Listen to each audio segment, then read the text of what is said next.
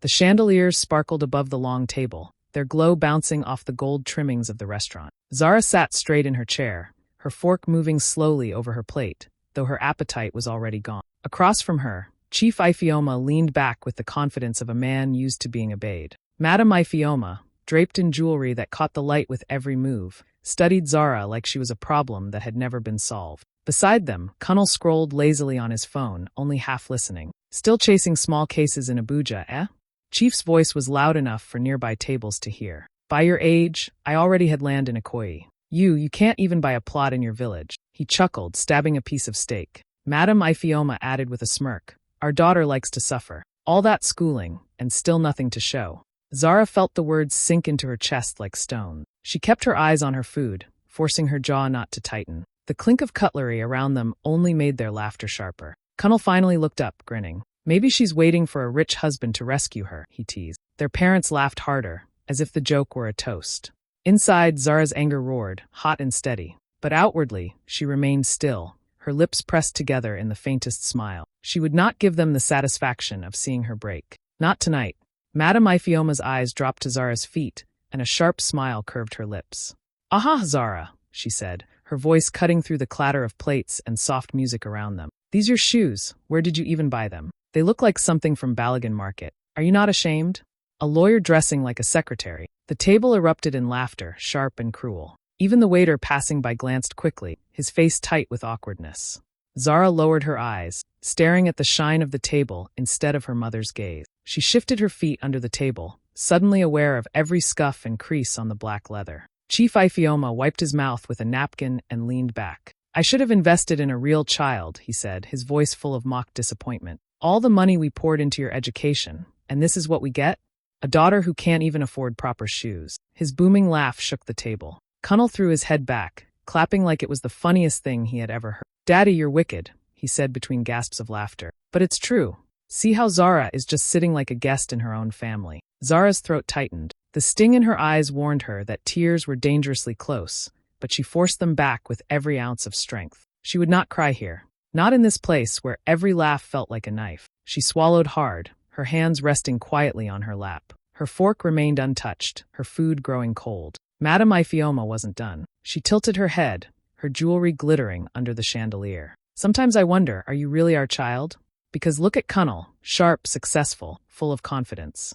And then look at you, always struggling. Maybe the hospital made a mistake that day. The laughter rose again, loud and merciless. Other diners turned briefly, curious about the commotion, but the Ifeomas carried on without shame. To them, it was entertainment. To Zara, it was a storm battering against her silence. She breathed slowly, one measured breath after another, her face calm like glass. Inside, though, the anger burned hotter than fire. Every word they threw at her was fuel, feeding something she had kept hidden for years. She thought of the long nights she had worked, the files she had studied, the secrets she now carried about this very family. But tonight was not the night to reveal them. Tonight she would sit, quiet and still, letting them laugh. Her lips curved into a small, controlled smile. Not a smile of joy, but one of endurance.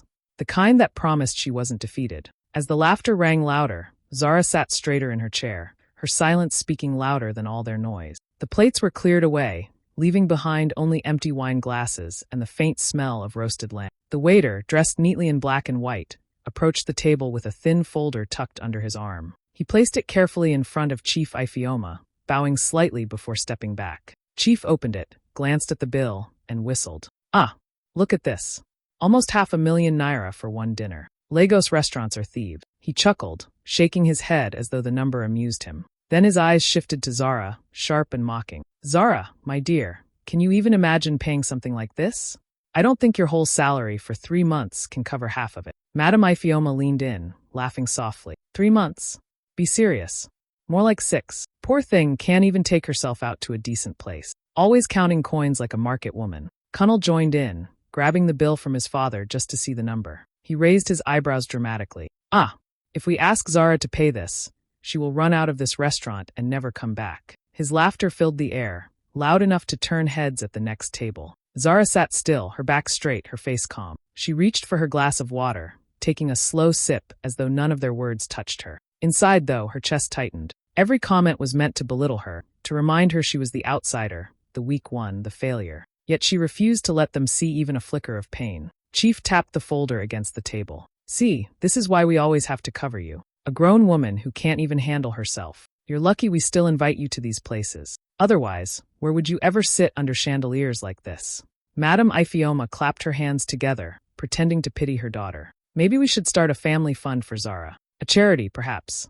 People could donate so she can finally buy something better than those cheap clothes and pay for her own meals. She laughed at her own joke, shaking her head. Kunnel leaned closer to Zara, lowering his voice but making sure it was still loud enough for their parents to hear. Sister, don't worry. Next time I'll take you to a buka.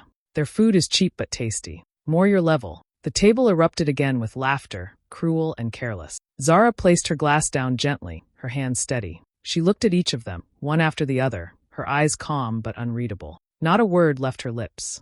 She didn't argue, didn't defend herself, didn't rise to the bait. Instead, she gave a small smile, the kind that unsettles without explanation. It was the smile of someone who knew more than she was saying. While smirks filled the table, Zara sat quietly, her silence wrapping around her like armor. The fire inside her burned steady, but she kept it hidden, waiting for the right moment.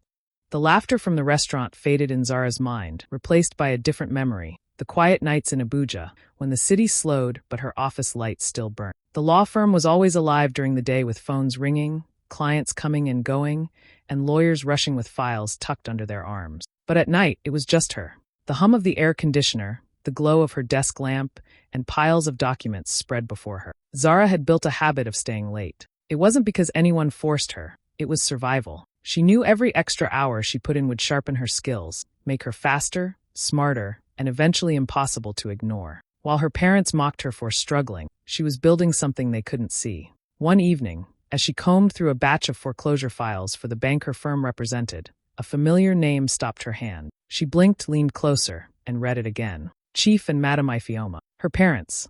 Her stomach flipped. She read further, line by line, and the truth spilled out like cold water. The great Chief Iphioma had defaulted on his mortgage. For months.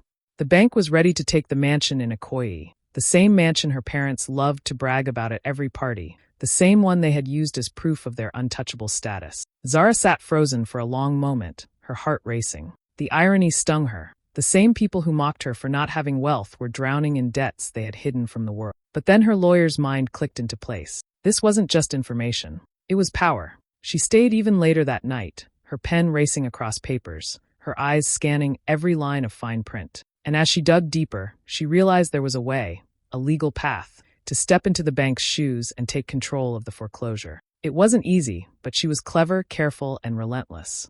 She used her knowledge, her position, and her patience to thread everything together. By the time she left the office that night, the streets empty and the sky paling with dawn, she carried more than exhaustion. She carried the keys to their downfall. Through quiet legal maneuvers and sleepless nights, she became the one holding the controlling papers. The mansion that stood as their crown jewel was now, technically and legally, in her hands. Zara never told anyone. She went to work each day with the same calm face, spoke to her colleagues with the same steady tone, and visited her parents with the same forced smile. They had no idea that the daughter they mocked for being broke was the very person who now owned the deed to their pride. She kept it close, like a secret weapon tucked in her pocket, and every time their words cut her, she remembered the truth. They thought they were untouchable, but the ground beneath them already belonged to her. The laughter at the table was finally beginning to die down when Zara shifted in her seat. She placed her napkin gently on the table, her movements slow and deliberate. The waiter was still hovering nearby, waiting for Chief Iphioma to hand back the bill folder. Instead, Zara raised her hand slightly and spoke in a calm voice that cut through the noise. "Please, can you bring the POS machine to me?" The table went quiet for a beat, then erupted again, this time with fresh laughter. Chief slapped the table, his chest shaking with amusement. "You, pay this bill." "Zara, don't disgrace yourself here. This is not your buka food. This is real money we're talking about." Madame Iphioma leaned forward, her gold bracelets clinking as she adjusted them. "Zara, don't start what you cannot finish. It's not every time you must show yourself. Just relax and let your father handle it." Her voice carried that same edge of mockery, the kind that disguised itself as advice. Kunnel smirked, his eyes gleaming with mischief. Maybe she wants to test the machine. Let her try. When it declines, at least we'll all have a story to tell tonight. He nudged his father, and they both chuckled. Zara didn't flinch. She simply sat there, her expression calm, almost serene. The waiter hesitated, his eyes flickering between her and the rest of the family, unsure if she was serious. But Zara gave him a small nod, firm and steady, and he left quickly to fetch the machine. Chief leaned back, shaking his head in disbelief. This girl will never change, always trying to prove a point where none exists.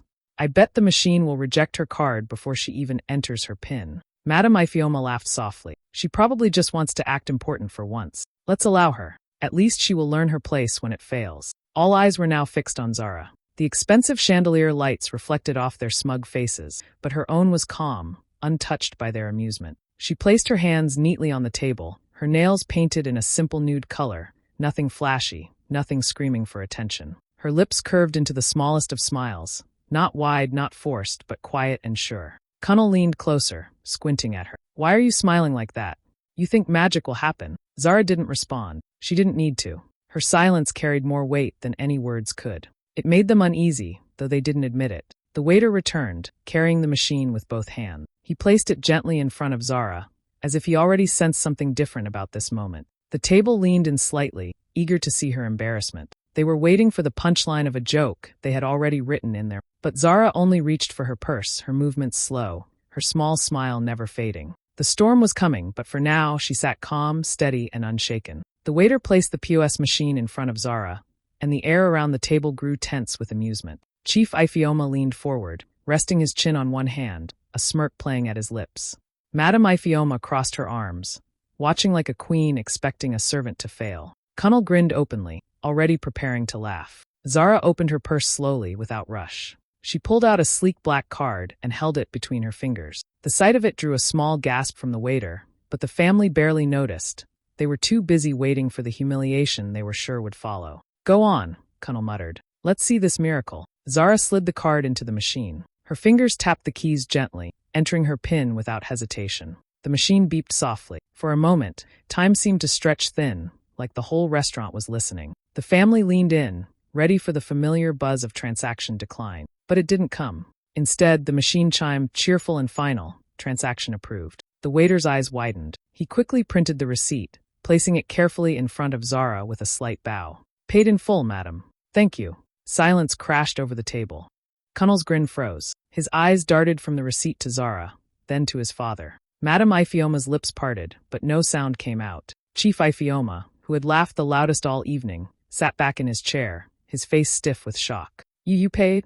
Chief stammered, his deep voice suddenly small. How did you afford that? Zara didn't answer. She simply reached for her glass of water and took a slow sip, her movements elegant, deliberate. She set the glass down gently, her eyes calm, her face unreadable. The silence stretched, heavy and uncomfortable. Madame Ifeoma shifted in her seat, her bangles jingling nervously. Cunnel cleared his throat, trying to find words but failing. Even the usual hum of the restaurant seemed to fade. Nearby tables noticed the tension, but pretended not to stare. Zara didn't rush to fill the gap. Her silence was louder than any insult they had thrown at her earlier. Every second she stayed quiet, pressed harder against them, making their smirks crumble into confusion. She let them sit in it, the discomfort, the disbelief, the shock of realizing she had done what they thought impossible. Finally, she leaned back in her chair, her small smile still in place. Not wide, not gloating, but controlled, powerful. She looked at her father when he spoke again, his voice unsteady. Zara, tell me, where did you get that kind of money? Her eyes met his, steady and calm, but her lips stayed sealed. She let the silence answer for her, let it linger in the air like a secret too heavy to ignore. They wanted her to explain. They wanted to drag the truth out of her. But she wasn't ready, not yet. The reveal would come soon, and when it did, it would shatter them. For now, her silence was enough. The silence at the table was so thick it felt like another person sitting with. Chief Ifeoma's hand trembled slightly as he reached for his glass, but he didn't drink. Madame Ifeoma stared at Zara, waiting for her to laugh and confess it was all a prank. Cunnel leaned forward, eyes sharp with disbelief. Zara finally broke the stillness. Her voice was soft but steady, every word measured. You want to know how I paid? She set her glass down carefully, the faint clink echoing in the quiet. I used your mortgage money. Their faces shifted instantly. Confusion first, then shock, then anger. Chief frowned deeply. What nonsense are you talking about? What mortgage? Zara reached into her purse again, this time not for a card but for a neatly folded envelope. She opened it with care, pulling out crisp legal papers and sliding them across the table. The waiter, sensing the tension, stepped back but stayed close enough to watch. Read it, Zara said, her tone calm, almost polite. Chief snatched the papers, his eyes running over the lines. His face paled, then flushed red. Madame Iphioma leaned over his shoulder, her manicured hand trembling as she pointed at the bold letters. Cunnel picked up one of the sheets, scanning it with wide eyes. It was all there. The foreclosure documents. The transfer of ownership. The deed with Zara's name written clearly where theirs used to be. The mansion in Ikoyi, Zara continued, her eyes steady on them. The one you use to boast at every gathering. The one you claim proves your greatness. It's no longer yours. You defaulted. The bank was ready to take it. But I stepped in. And now, legally, it belongs to me. Madame Iphioma gasped, clutching her chest. This is impossible. You can't do this to us. Cunnel shook his head like he could shake away the words. Wait, what do you mean it's yours? You're joking, right? This is some kind of trick. Zara leaned forward slightly, her calm smile never fading. It's not a trick. These are the official papers. Signed. Stamped. Registered. The house you sleep in, the house you brag about, it's mine now. The weight of her words sank into the table like iron. For years they had mocked her, calling her broke, a failure, a burden. And now the pride of their lives, their precious mansion, was under her control. Chief's voice cracked as he spoke again, anger laced with fear. You, how dare you? How could you betray your own family like this? Zara's eyes met his unflinching. Family, she said softly. Family doesn't humiliate their daughter at every chance. Family doesn't laugh while tearing her down. You gave me no kindness.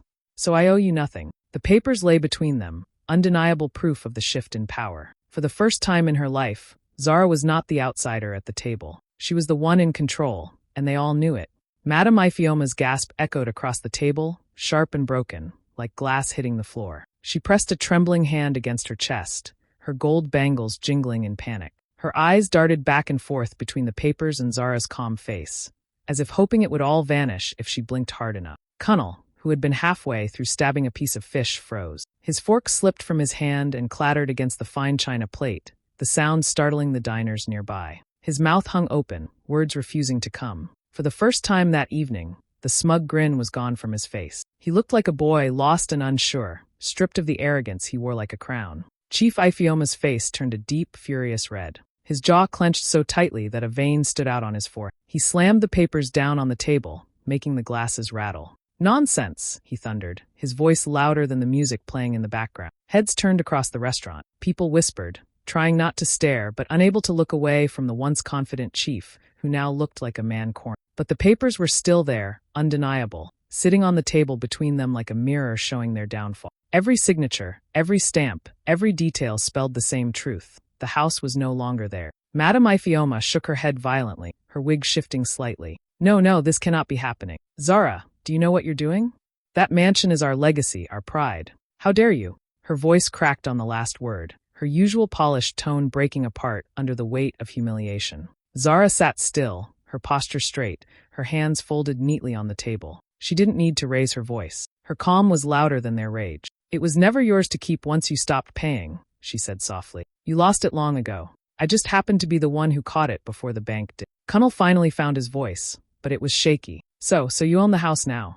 We're supposed to live under your roof. His disbelief carried a hint of fear, the kind that comes when power shifts and the ground no longer feels steady. The three of them looked suddenly small, like shadows shrinking under the light. The mighty chief and Madame Iphioma, who had built their image on wealth and superiority, sat powerless in the middle of the fancy restaurant. Their arrogance had cracked wide open for everyone to see. The smirks, the laughter, the cruel words, all of it had flipped back on them, and now they were the ones being stripped bare. Zara felt something lift inside her, something heavy she had carried for years. Vindication. Freedom. It wasn't just about the mansion. It was about finally proving that she wasn't the failure they had painted her to be. She had turned their insults into fuel, and tonight, she was the one who held the power. She breathed in slowly, savoring the moment. For the first time, their voices didn't weigh her down. Instead, their shock gave her wings. For a long moment, the table stayed frozen. Chief Iphioma's fists clenched on the crumpled papers. Madame Iphioma stared into space, lips trembling, her pride shattered. Cunnel sat stiff, his fork still lying abandoned on the plate, his eyes wide like he had just seen a ghost. The proud Iphiomas, who had laughed the loudest only minutes ago, now sat in silence, unable to breathe under the weight of their own humiliation. Zara didn't rush.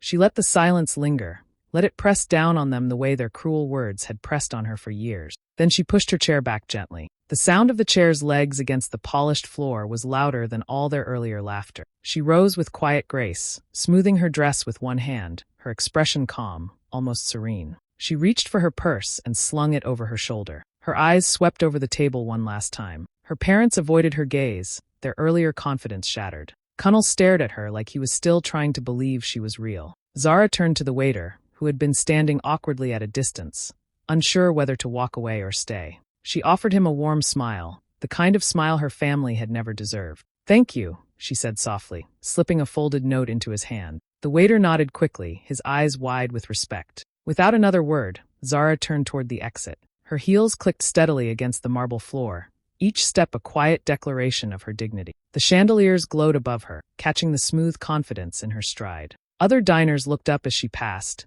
curious eyes following the woman who had walked into the restaurant the butt of every joke and was now leaving as the only one untouched. Behind her, the Ifeomas remained slumped at the table, scrambling inside their own thoughts. Chief Ifeoma muttered under his breath, his face dark with anger, but there was nothing he could do. Madame Ifeoma dabbed at the corners of her eyes with a napkin, her jewelry no longer shining with pride but trembling with shame. Cunnel leaned back, stunned, his usual arrogance stripped away like old paint. The humiliation they had carefully prepared for Zara had turned around and burned them instead, and it burned 10 times harder. They wanted her to feel small. Instead, they were the ones left exposed, powerless, and silent in the middle of a restaurant where everyone could see. Zara pushed open the glass doors and stepped into the Lagos night. The air was warm, alive with the hum of cars and distant music. She lifted her chin slightly, her lips curving into that same small, knowing smile. She didn't need to look back. She had already left them behind, not just in the restaurant, but in the place they had kept her trapped for years. Tonight she walked out free, and above them all. The black car rolled to a slow stop in front of the tall gate. Zara stepped out, her heels clicking softly on the pavement. The mansion rose before her, bathed in warm lights that spilled from the wide windows. The same house her parents had flaunted for years, the same house where she had once been made to feel small, was now hers. She walked through the gates, her key sliding easily into the lock. The heavy doors opened, and the familiar scent of polished wood and expensive perfumes drifted out. Except now, it no longer smelled like their pride. It smelled like her victory. The marble floors gleamed as she moved through the grand foyer. Memories rushed back with every step. The staircase where her mother once told her she would never measure up. The dining room where her father laughed at her struggles. The living room where Cunnel bragged about his success while mocking her silence. Every corner had witnessed her humiliation. And now, every corner belonged to her. Zara poured herself a glass of red wine from the cabinet, the bottle catching the chandelier light as though it too recognized the shift in power. She carried the glass to the balcony, where the city lights stretched out like diamonds against the night sky. She leaned on the railing, sipping slowly, letting the taste linger on her tongue. Her chest felt lighter, her shoulders freer than they had in years. They had spent so long trying to bury her under their laughter, but she had risen, higher than they ever imagined. A smile tugged at her lips as she whispered into the night, her voice calm, steady, triumphant. "Broke? Not anymore.